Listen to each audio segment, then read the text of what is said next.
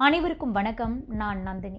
வெனிசுலாவுக்குள்ள நுழைந்து அந்த நாட்டுடைய அதிபர் நிக்கோலஸ் மதுரோவை அமெரிக்காவுடைய சிறப்பு படை அதிரடியாக கைது பண்ணாங்க இல்லையா? அந்த நேரத்தில் அமெரிக்கா சோனிக் ஆயுதங்களை தான் பயன்படுத்தினாங்க.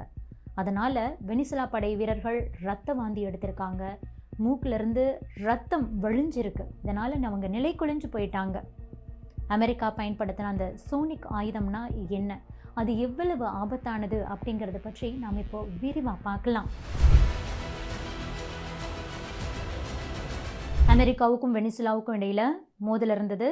இந்த நிலையில தான் கடந்த 3ஆம் தேதி அமெரிக்க அதிபர் டொனால்ட் ட்ரம்ப் தன்னுடைய படையை அந்த வெனிசுலா நாட்டுக்குள்ள அனுப்பி அந்த நாட்டுடைய அதிபர் நிக்கோலஸ் மதுரோவை கைது பண்ணினார்.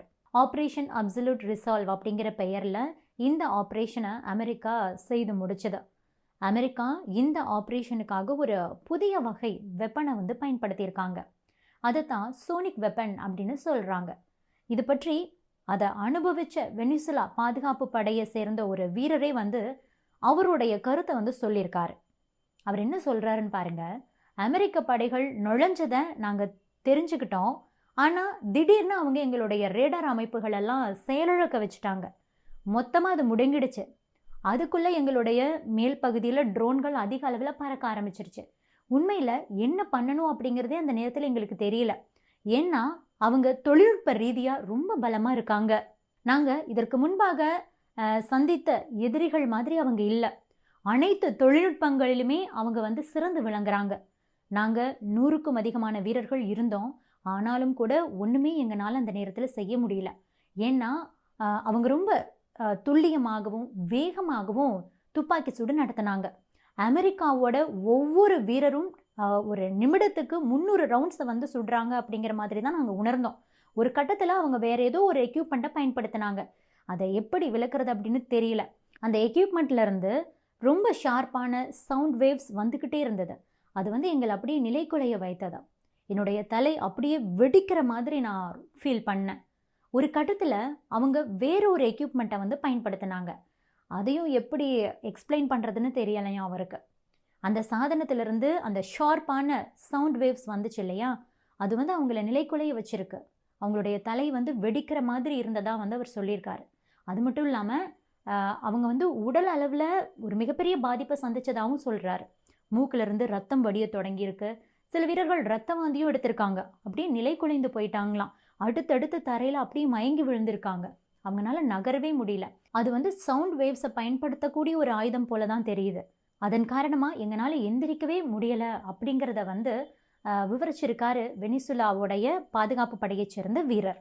இதை உறுதி செய்யக்கூடிய வகையில் ஒயிட் ஹவுஸோட செய்தி தொடர்பாளர் கரோலின் லிவிட் அவங்களுடைய எக்ஸ் பக்கத்தில் ஒரு பதிவை போட்டிருந்தாங்க.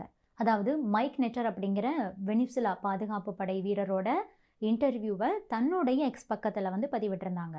அதில் அமெரிக்க படைகள் ரேடார் அமைப்புகளை முடக்கியது, ட்ரோன்கள் மூலமாக குறிப்பிட்ட இடத்த அப்படியே ஆக்கிரமிச்சிட்டாங்க, அங்கிருந்த வீரர்கள் நிற்க முடியாத அளவுக்கு அப்படியே நிலை குலைந்து போயிட்டாங்க, அதற்கு அவங்க ஒரு தொழில்நுட்பத்தை பயன்படுத்தியிருந்தாங்க, எங்களுடைய மூக்கிலிருந்து ரத்தம் வழிஞ்சுது, ரத்த வாந்தி எடுத்தாங்க அப்படிங்கிற அந்த முழு விவரமும் அதில் இடம்பெற்றிருந்தது.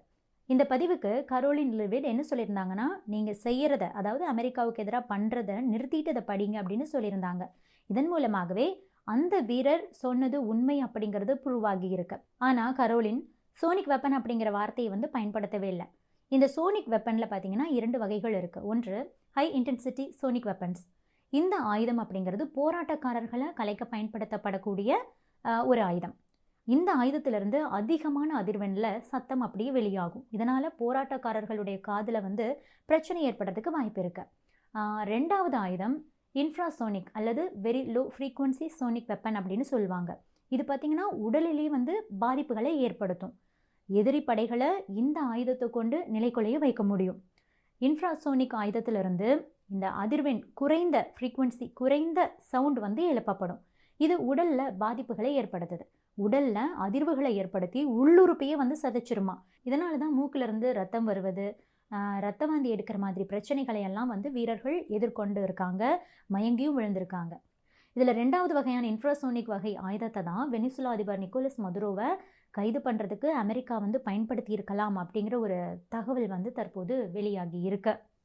இந்த மாதிரியான ஆயுதங்களை இதற்கு முன்பாக சீனா நம்ம இந்தியாவுக்கு எதிராக பயன்படுத்துச்சு அப்படின்னு அமெரிக்கா வந்து குற்றம் சாட்டியிருந்தாங்க. அதாவது கடந்த 2020ஆம் ஆண்டு லடாக்கில் நடந்த அந்த எல்லை மோதலின் போது இந்திய வீரர்களுக்கு எதிராக மைக்ரோவேவ் ஆயுதத்தை வந்து சீனா பயன்படுத்தினாங்க அப்படின்னு சொல்லப்பட்டது.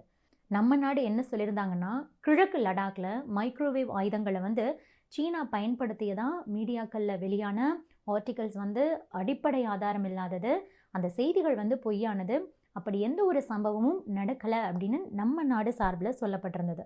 இருந்தாலும் கூட தற்போது வெனிசுலா வீரர் சொன்ன அந்த விஷயத்தை வச்சு பார்க்கும்போது அமெரிக்கா அந்த குறைந்த ஃப்ரீக்வன்சி கொண்ட சவுண்ட் வேவ்ஸை ஆயுதமாக பயன்படுத்தி பாதுகாப்பு படை வீரர்களை வந்து நிலைக்குலைய வச்சுருக்காங்க.